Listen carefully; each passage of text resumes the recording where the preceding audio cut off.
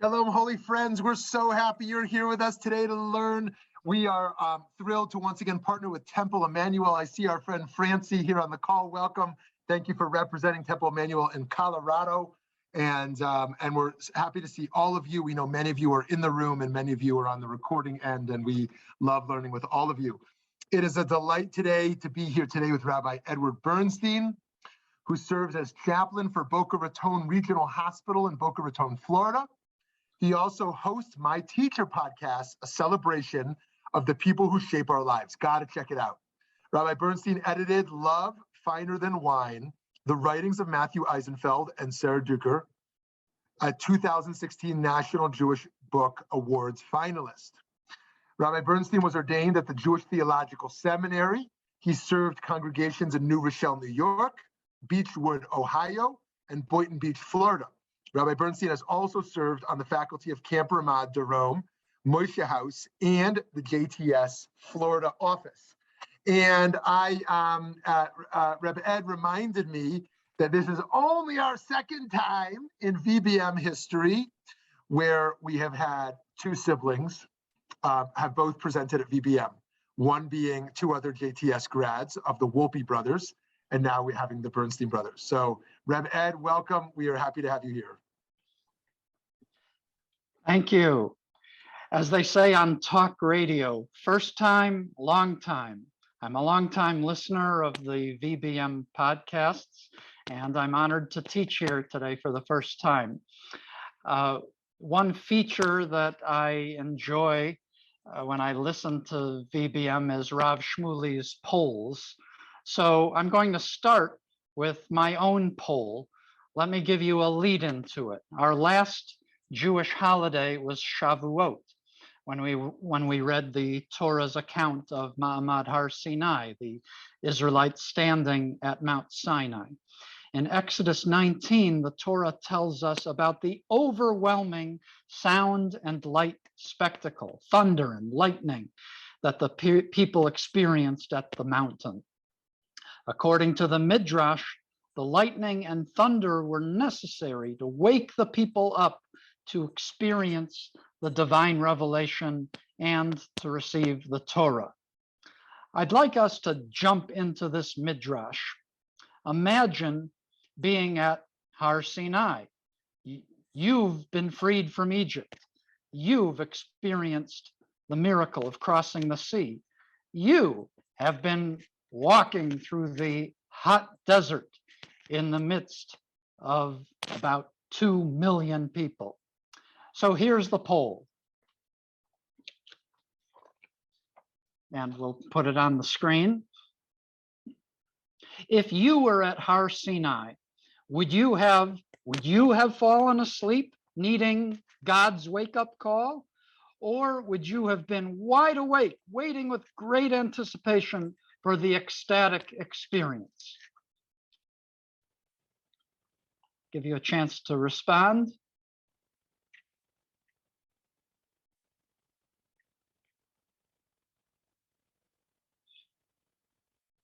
Okay, I think that's just about everyone. Let's close the poll and put up the results.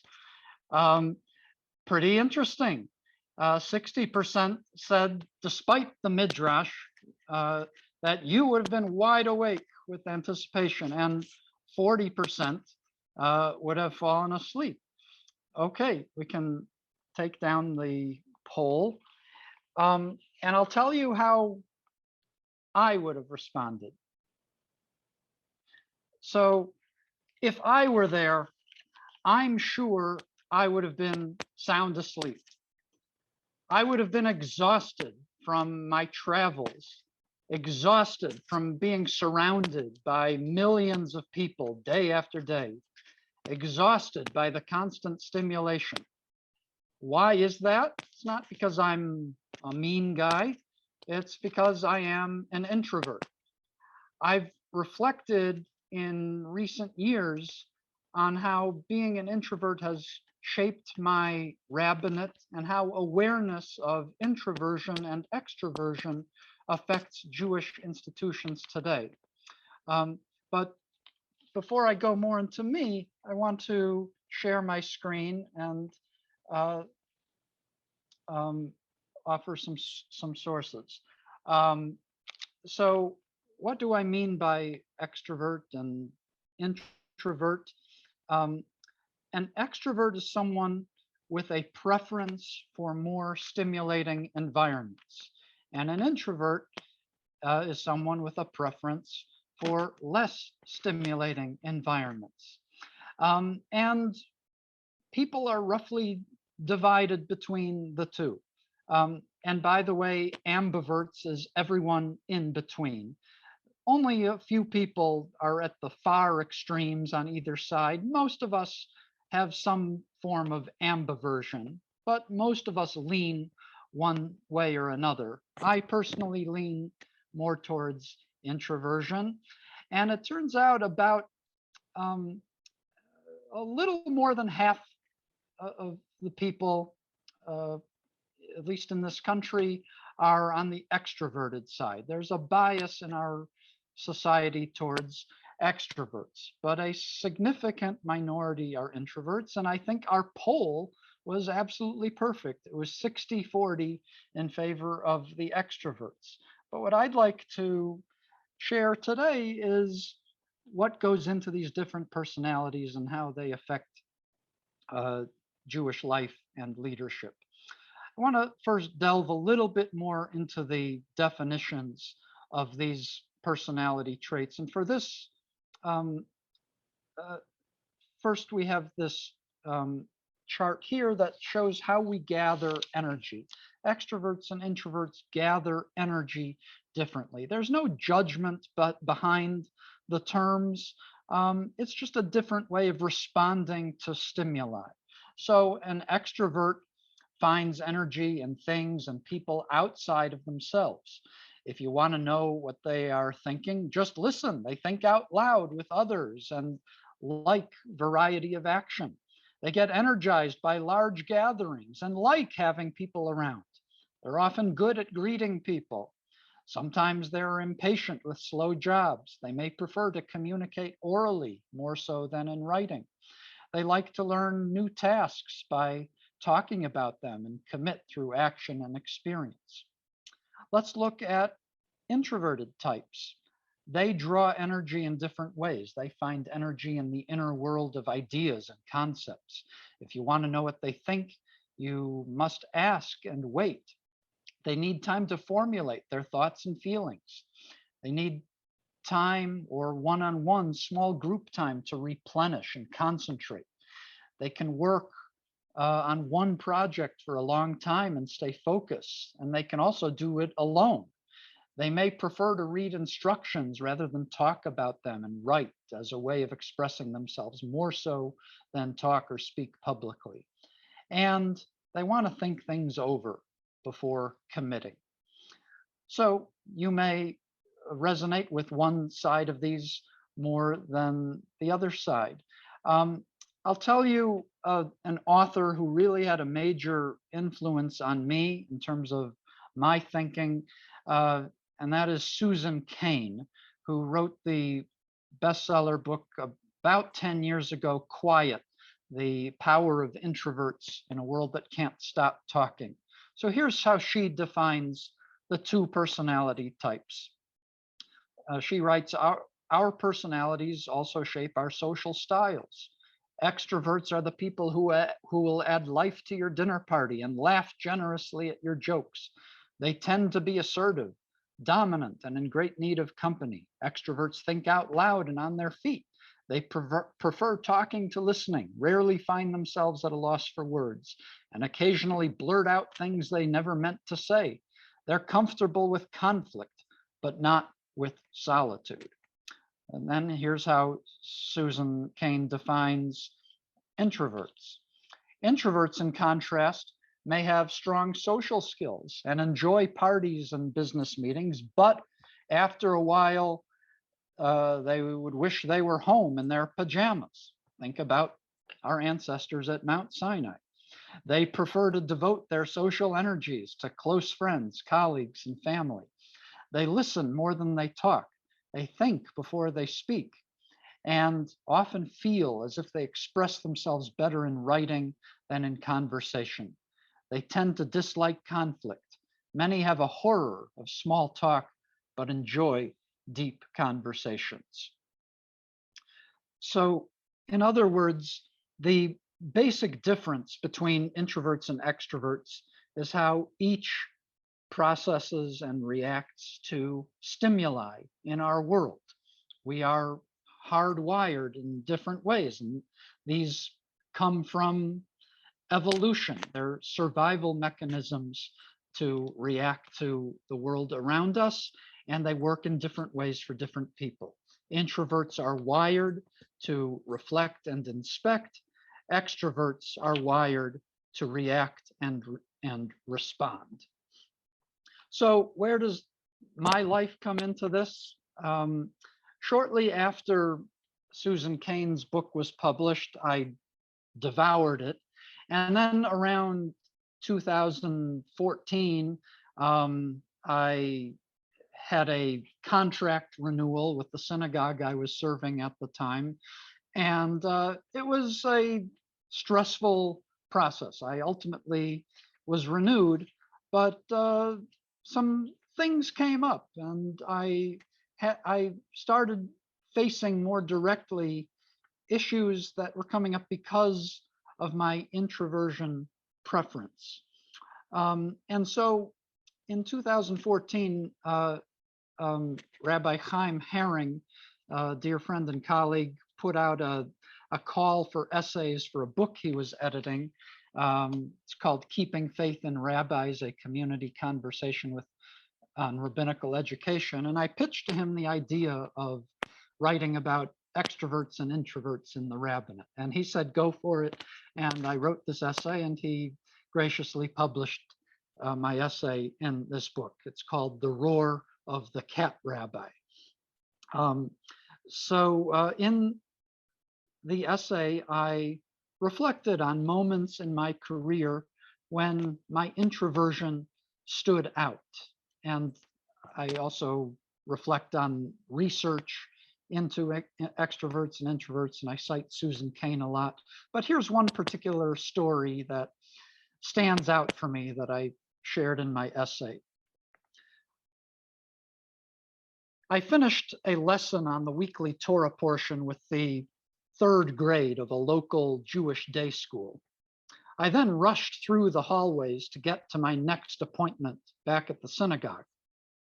While heading for my car, I saw two women from my congregation engaged in deep discussion near the main entrance of the school.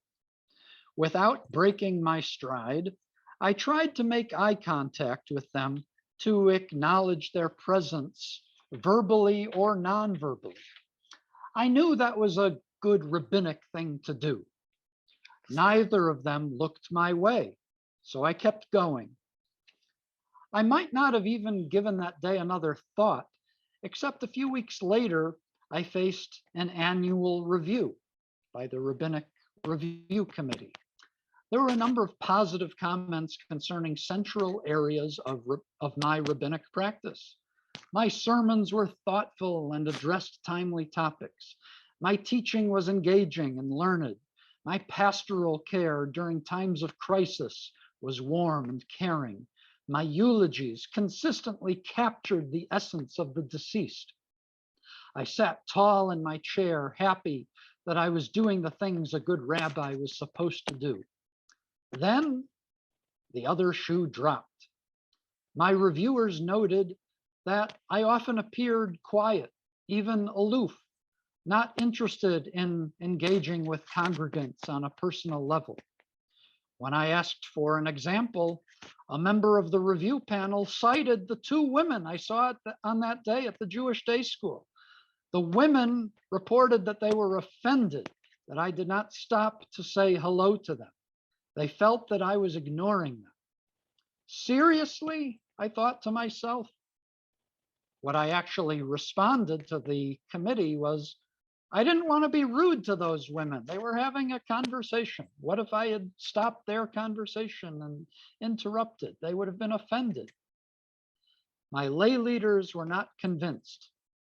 They made clear that the congregation wanted a social butterfly, and wanted me to burst out of my tight cocoon. At least that is how I heard the feedback. So that's one little nugget to give you a sense of where I'm coming from. Now, a version of that story, which I've told in different rabbinic settings, is actually quite common, and rabbis of all stripes experience that very same scenario at some point in their career. So it's not unique to introverts, but I share it because it captures the issues that I've been grappling with. Before delving more deeply, though, into my own career and the modern rabbinate and modern Jewish leadership in general, I want to study with you some texts from Jewish tradition that relate to my thinking on extroverts and introverts and leadership. So here are some sources. We have the brothers Jacob and Esau. And the Torah tells us in Genesis, when the boys grew up, Esau became a skillful hunter, a man of the outdoors, but Jacob was a mild man who stayed in camp. And these are often regarded as different prototypes, Esau being more of an extrovert and Jacob being more of an introvert. And now it's a complex story. Jacob is officially the hero of the story, but it comes with a lot of pain, perhaps unjustly done towards Esau, and Esau gets a bum rap. But the hero of the Torah, and certainly in the eyes of the rabbis, is Jacob, who's an introvert. Here's another famous pair in the Torah. It's Moses and Aaron. But before we meet Aaron, let's see Moses at the burning bush. So God calls to Moses. Up until that point, Moses had fled from Egypt. He's tending sheep for his father-in-law Yitro. He is living in what you might say is introvert heaven. He is minding his own business, tending sheep, going home at night to the tent, and having a jolly old life. But then he's called to the burning bush, and God calls him to go to Pharaoh and say, "Let my people go." And Moses does everything he can to get out of it. "Please, my Lord, I've never been a man of words, either in times past or now that you've spoken to your servant. I am slow of speech and slow of tongue." God said to him, "Who gives humans speech? What makes them dumb or deaf, seeing or blind? Is it not I? Now go, and I will be with you as you speak and will instruct you what to say." But Moses said, "Please, oh my Lord, make someone else your agent." God became angry with Moses and said, "There is your brother Aaron the Levite. He, I know, speaks readily. Even now he is sitting out to meet you, and he will be happy to see you. You shall speak to him and put the words in his mouth. I will be with you and with him as you speak, and tell both of you what to do. And he shall speak for you to the people. Thus he shall serve as your spokesman, with you playing the role of God to him. And take with you this rod, with which you shall perform the signs." So God does not take no for an answer. God appoints Aaron to be the spokesperson for Moses. Now, Moses certainly grows into his own as a leader. He, as the 10 plagues go forward, initially it's Aaron who's speaking to Pharaoh, but as we get towards the end, it's Moses, and Moses finds his voice. So much so that by the time we get to the 5th book of the Torah, which we will in a couple of weeks, the book of Deuteronomy, it's basically one long speech by Moses. So for someone who is heavy of tongue and speech, he finds his voice, which is an inspiration to introverts like me, that we can stretch ourselves. But I'm getting ahead of myself. I want to take a closer look at Aaron and what makes him tick. So there's a famous midrash on Aaron that appears in Avot de Rabbi Natan. And this is the rabbi's imagining of what Aaron was like as a personality.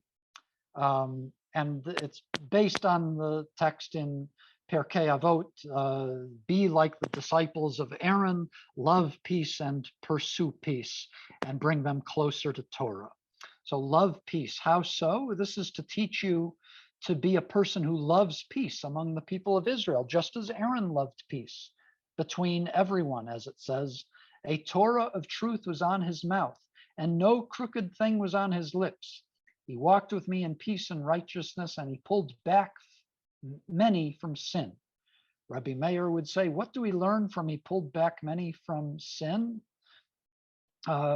When Aaron was walking down the road, he came upon a wicked person. He would wish him shalom. I mean, this was a guy who would not ignore people he saw on the road. He said hello to people. What an extroverted thing to do. The next day, when that man wanted to sin, he would say, alas, how will I be able to look Aaron in the face? I will be so embarrassed when he wishes me shalom. And so this man would stop himself from sinning. Similarly, when two people were fighting with one another, Aaron would go and sit next to one of them and say, my son, look at the anguish your friend is going through. His heart is ripped apart and he is tearing at his clothes. He is saying, how can I face my old friend? I am so ashamed. I betrayed his trust. Aaron would sit with him until his rage subsided. Then Aaron would go to the other person in the fight and say, my son, look at the anguish your friend is going through. His heart is ripped apart and he is tearing at his clothes. He is saying, how can I face my old friend? I am so ashamed. I betrayed his trust. Aaron would sit with him until his rage subsided. When the two people saw each other, they would embrace and kiss one another. And that is why it says, and the entire house of Israel wept for Aaron for 30 days after his death. This is Torah reading 2 Shabbats ago. When Aaron dies, the entire people of Israel weep, and the sages note emphasis on the word kol, the entire people, because he was, Aaron was the guy who would know your name. He was the guy who would know if you had relatives in the hospital. He was the guy who would ask how your family was doing. He would know your birthday. He was this personal guy who people could relate to, whereas Moses had a reputation of being more aloof. And these were they each had gifts. Moses tapped into his gifts as an introvert, and Aaron as an extrovert. One other famous pairing in Jewish literature is Shamai and Hillel. Here's a famous story, and I'm going to offer a reading through my lenses. You know this story, I'm sure. Another time, a non-Jew came before Shammai and said, I will convert if you can teach me the entire Torah while I stand on one foot. Shammai pushed the non-Jew aside with the ruler that was in his hand. The non-Jew came before Hillel, and Hillel converted him, saying, what is hateful to you, do not do to your neighbor. That is the entire Torah. The rest is commentary. Now go and study. Hillel schmoozed the guy. He got to know him, whereas Shammai was standoffish, as the text tells us. So in this case, advantage extroverts. However, Shammai does have praise given to him in Pirkei Avot. Shammai used to say, make your study of the Torah a fixed practice. Speak little but do much, and receive everyone with a pleasant countenance. Okay, so Shammai often gets a bum rap, but he's also given attribution for this beautiful teaching, which I think we all do well to learn from. Now, Hillel, the extrovert, had a great grandson. My father is a genealogist, so he'd be proud of me for knowing this, but Shimon, the son of Gamliel the first, was a great grandson of Hillel, who was a great extrovert. But Shimon used to say, all my days I grew up among the sages, and I have found nothing better for a person than silence. Study is not the most important thing, but actions. Whoever indulges in too many words brings about sin. So it's interesting. Shimon, this great grandson of Hillel, sounds an awful lot like Shammai, who was Hillel's intellectual rival. We know the story of how their children married one another and so forth, and that's another Devar Torah. But here we see a mingling of personalities within the same family. Now, one other interesting thing from our biblical and Talmudic sources is that God himself, the Ribono Shel Olam, has at least two different personality traits. There's an extroverted side of God and, believe it or not, an introverted side of God. We see this in relation to the festival of Sukkot. The Torah tells us that on the 7 days of Sukkot, there are a total of 70 bullocks sacrificed. But on Shmini Atzeret, there is one bullock sacrificed. And the sages tell us here, Rabbi Elazar said, these 70 bulls that are sacrificed, to what do they correspond? They correspond to the 70 nations of the world. So the festival of Sukkot is the festival of, it's Zman Simchatenu, it's celebrating with all our friends and all the nations of the world, opening our house to everybody. And God, in essence, opening God's home to everybody. But why is a single bull sacrificed on the 8th day of assembly? It corresponds to the singular nation, Israel, with whom God has a special relationship. And Rashi says that it's similar to the case of a king who invited his children to a banquet for a certain number of days. When the time arrived for them to take their departure, he said, children, I beg of you, stay one more day with me. It's so hard for me to part from you. So that's what Shmini Atzeret is. It's this one extra day for God to have an intimate conversation or relationship with the people of Israel. So there's a time for schmoozing with the whole world, and there's a time for having a meaningful, quiet conversation with one other party. So we learn from this that even God has different aspects of these personalities. So we'll bring it back to me. So I've laid a foundation here for my background.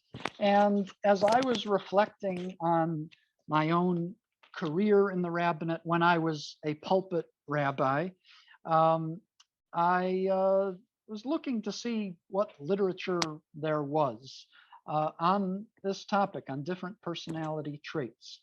And there was an essay written about 25 years ago in the CCAR journal by Rabbi Dan Cohn-Sherbach, who now lives in Great Britain and has had an illustrious career as an academic.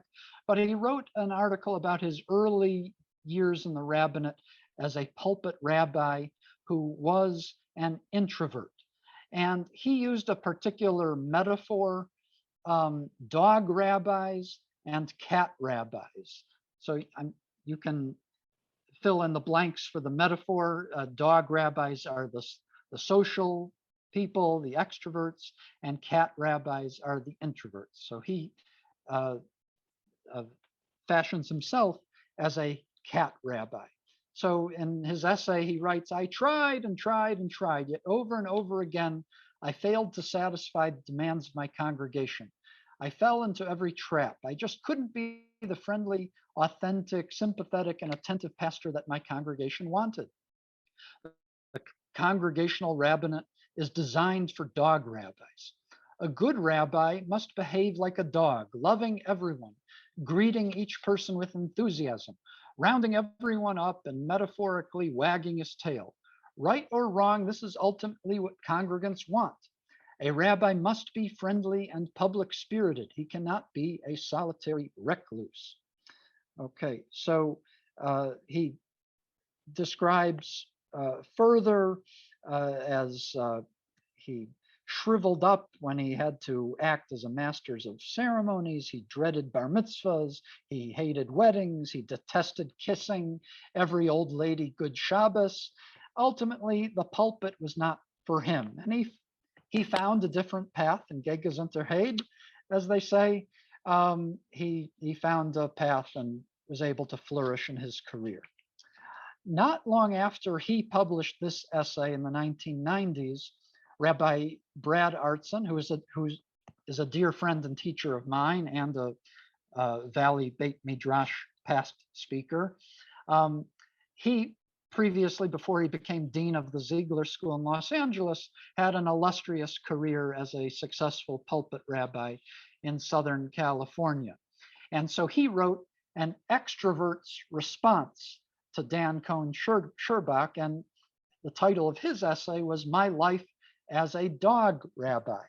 So Rabbi Artson's approach was, yeah, I'm an extrovert, and this is what I do to be a successful pulpit rabbi. And he wrote, to be a good rabbi, you must love and identify with your congregants. No gift of eloquence, administrative skills, or bedside manner can compensate people when they sense a rabbi's disdain, distance, disinterest. When you love your congregants unconditionally, you feel their pain. When you go to someone's home who suffered a loss and you have to be there for them and to help make a Shiva minyan, you cry when you see them crying. When you stand by their hospital bed, it can be wrenching. When you hear their family troubles, your heart can break. So that's what Rabbi Artson wrote, and I agree with every word.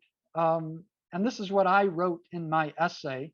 But I'll say that what I'm reacting to is I'm reacting to this, what I regarded then and now as a false dichotomy, because I don't believe that there's this clear-cut division between dog rabbis and cat rabbis. What I said was I agree with Artson completely. The rabbi must be both authentic and present for the congregation.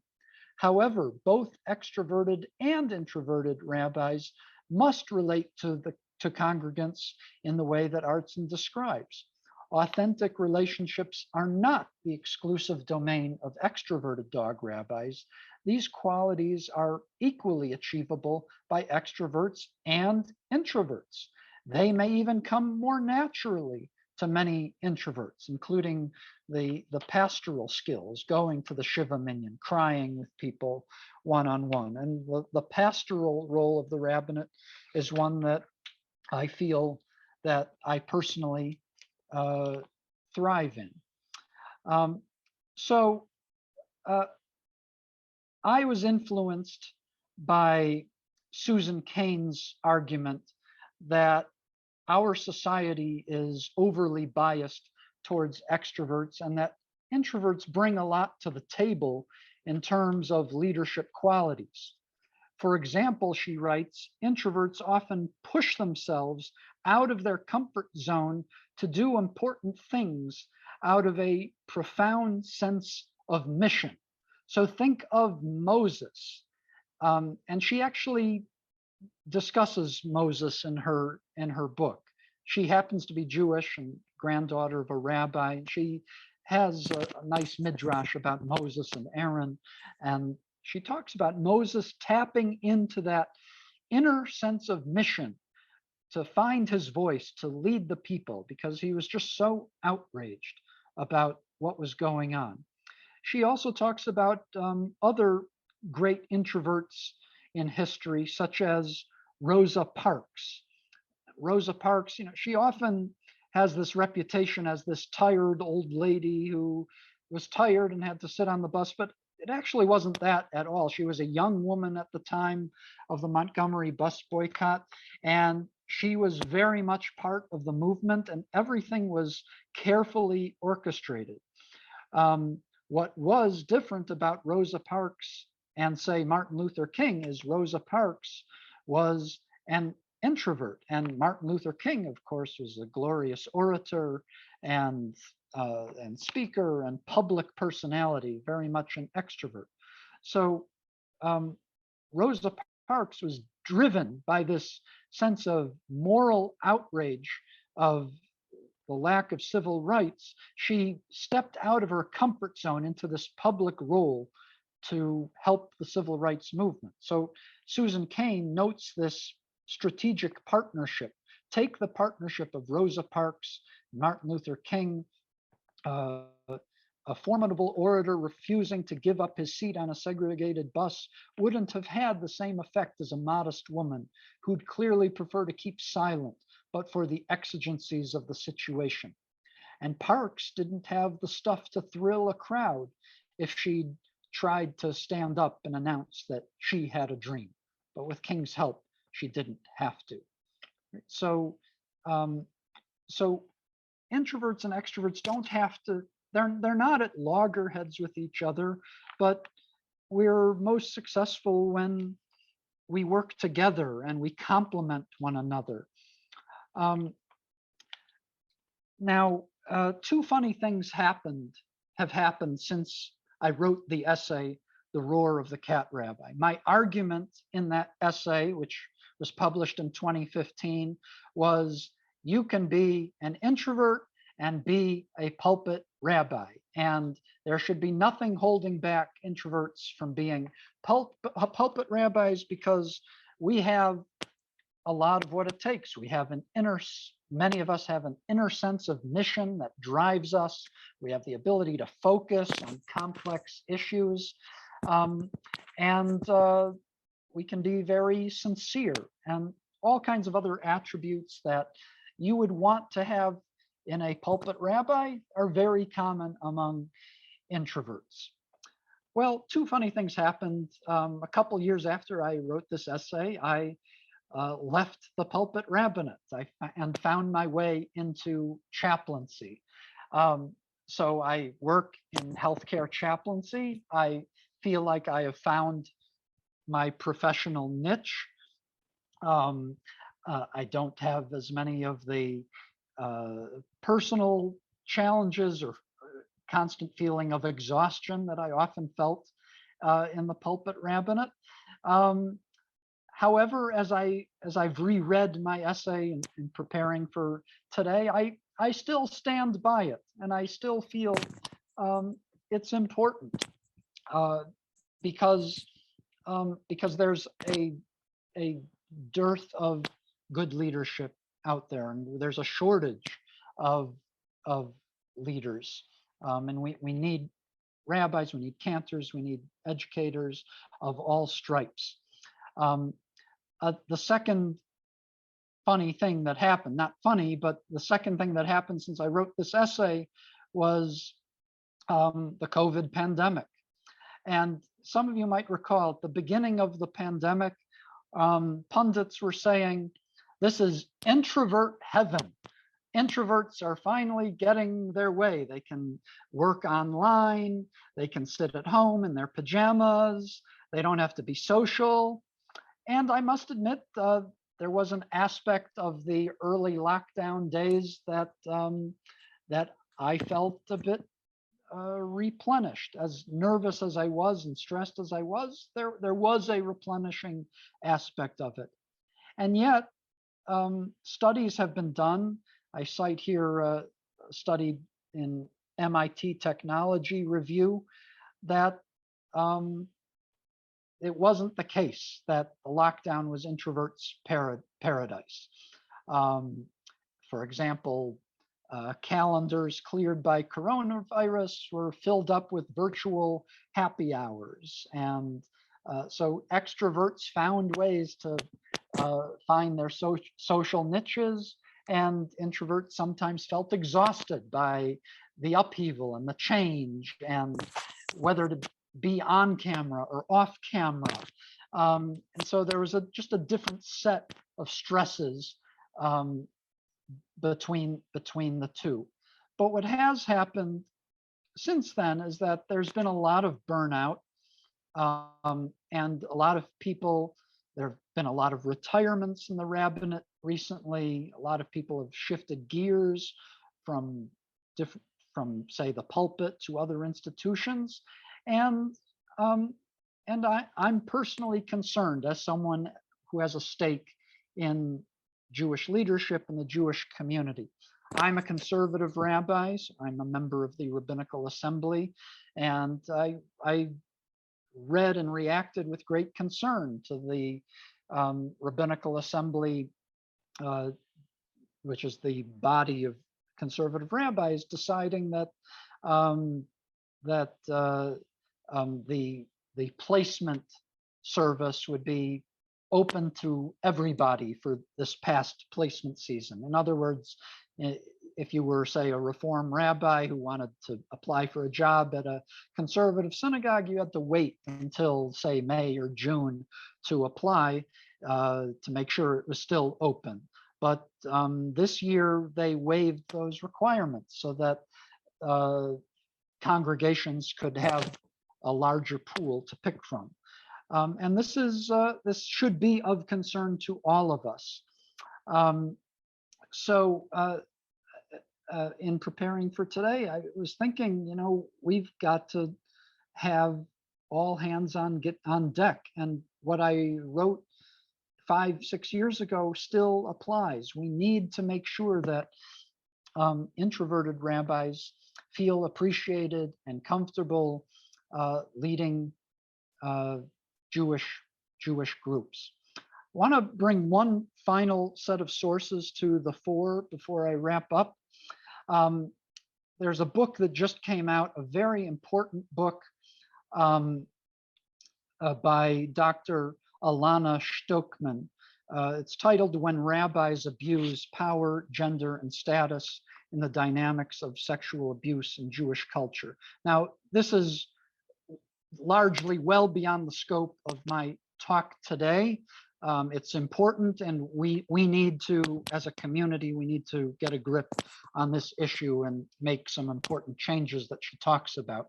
But two things stood out for me as I read this book. One was her analysis of the idea of charisma and the bias that Jewish institutions have towards charisma. According to research, one of the items that distinguishes Jewish clergy from other religious leaders is how Jewish culture defines charisma. Jewish culture across denominations places rabbis on a pedestal for their abilities to hold a crowd and wow audiences. Whether this means skill in giving a sermon, singing a moving prayer, articulating uplifting words, playing the guitar, or comforting and inspiring people, rabbis are often venerated for their charisma on stage and in private. A rabbi who is adept at finding the words people want to hear is revered, idolized, and protected across denominations. It's a star-struck combination of entertaining performance, scholar, and inspiring feel-good camp leader. Jewish notions of charisma are not, by contrast, like evangelical preacher who speaks loudly and with great animation and elicits many amens. They are also not monotonous, distant choral leaders who build on fire and brimstone. The Jewish version of charisma is funny, personable, flirtatious, musical, sincere, personally engaging, intelligent, handsome, inspiring, and caring. The Jewish leader knows how to get their own audience gently nodding and feeling good, whether with words of comfort, a guitar, or a good joke. It's a form of religious cultural importance. So I think this is important insight. Now, of course, I read this largely with the bias of connecting charisma with extroversion. That is not always the case. And she is drawing a line between charisma and being at more risk of problematic behavior, such as abuse. And clearly, I want to emphasize that not all sexual abusers are extroverts, and there are introverts who have done bad things, and plenty of extroverts are exemplary people. But I'm taken by Dr. Stokesman's illustration, which parallels a lot of Susan Kane's language. And Susan Kane talks about how American society has evolved towards favoring high octane, high volume, highly stimulating leadership styles. And that leaves a lot of good leadership out in the cold that our society would benefit from. Dr. Stokesman says the community is losing invaluable talent. She's talking about people who've left leadership as a result of abuse. But I see this also as when we ignore people because they're not as flashy as the most charismatic people. Maybe there are different kinds of charisma. Maybe there are different kinds of leadership.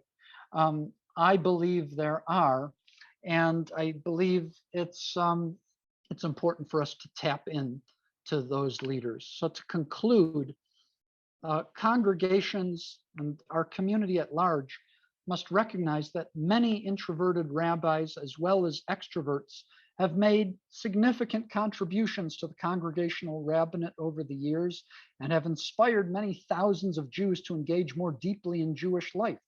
Lay leaders should recognize that rabbis on the more introverted end of the spectrum often are motivated into service by a deep sense of mission and are adept at intense focus on vital issues. To the extent such rabbis may need to develop tools to cultivate relationships more effectively, congregations should nurture and support their rabbis in this effort. They must recognize that most rabbis fall somewhere on the spectrum in the large area of ambiverts, being able to stretch in one direction or another. Therefore, rabbis have flexibility to stretch their relational skills while still remaining authentic to themselves.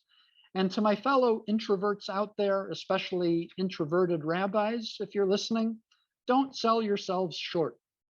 The stigma associated with introversion is false. Rabbis on the introverted end of the spectrum possess special gifts that are vital to the rabbinate, including caring, compassion, keen listening skills, and deliberate decision-making. We need diverse leadership in the Jewish community. It's all hands on deck. Thank you very much. Wonderful, wonderful, Rev Ed. Thank you so much for this very thoughtful presentation. Friends, we would love to open it up to your questions. So feel free to unmute yourself if you'd like to jump in. Hi, Ariella. Sorry, no questions, just putting out a, a reaction. Oh, that was a reaction. Sorry, I misread it. Great, Yeah. Thank you so much. Okay, who else? She's no Ga'at Badavar. She happens to be my lovely wife. Oh, wonderful, wonderful. Thank you for being here. Hi, Steve Shobin. Oh, hi. Rabbi, I loved your presentation, and I promise you this. I'm going to get you a t-shirt which says introverts can be charismatic too, because you certainly proved that today. One small question, does it depend on the audience, the setting, which determines your degree of introversion or extroversion? And I will kind of jump ahead and say, in my case, it depends entirely on the setting. I tend to be more introverted in cerebral settings like this, which, as everybody knows, I love. But I tend to be more extroverted in athletics or playing ball. Mm-hmm. And so it's kind of a statement and a question, but thanks for your presentation. Oh, well, thank you. Let me react first to your first comment about attire. And I love swag and I love appropriate attire. And here's one tool in my introverted toolkit. There's a thing that's called a prop, a conversational prop. And that is something you might wear that's a conversation starter. So for me, it's my neckties. So I wear themed neckties that are designed to spark conversation. I actually have one for every Torah portion throughout the year. The one I'm wearing today for this occasion is the Blues Brothers saying, "On a mission from God."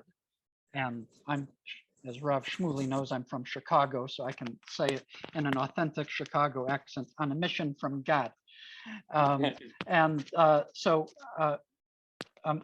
To go to your larger issue, introverts love structure, and introverts are more nervous when it comes to unstructured settings.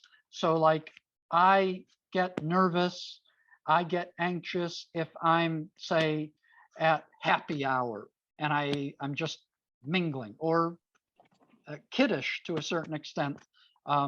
When I was wearing the role of rabbi, I was wearing a hat and was able to address Kiddush in kind of an official capacity, and was able to, I mingled and I schmoozed with people, but by playing that official role, that's how I survived Kiddush. But if I'm just thrown into, say, a happy hour, my anxiety goes up.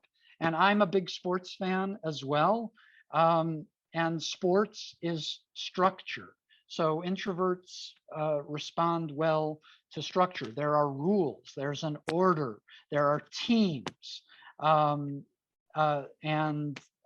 so you can engage with people in that sort of ordered way. And for me, everybody, we as human beings are social animals. We need human contact, even introverts. Introverts just need a little more structure some of the time. So thank you for your comment and question. Great, thank you. Hi, Aglaya. Hi. So one thing that a lot of people find it weird about me, though, that I am introverted, though. So I fake extroversion every day because I have to. But long story short, just thinking about Moses and Aaron, and also thinking about Rosa Parks and Martin Luther King. Okay, the Rosa Parks was chosen, there was a lot, well, I wouldn't say a lot, but there was deliberateness to how she was chosen as an icon for, Montgomery bus boycott. It's a long story to go into that, all right? But as Rosa Parks is there and Martin Luther King is the one going out and hey, mingling and making the great speeches and stuff like that, it kind of parallels like what we always see. Okay, the introvert is standing behind and is the one saying, yeah, go out there and get them. I'm the one coming up with all the great ideas. I'm the one doing all the great stuff. You go out there and take all the credit for it.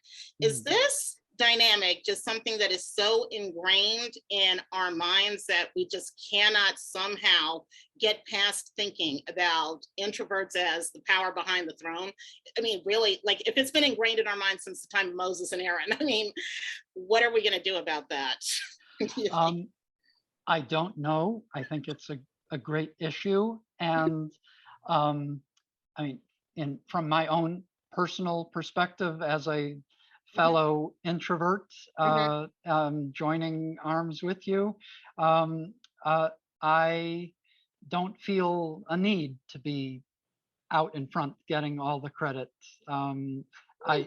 Sometimes I do, and that was the pulpit rabbi in me who wanted to, who craved that stroking. And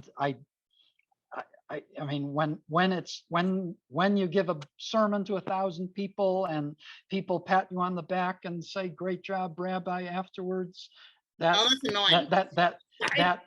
can be invigorating.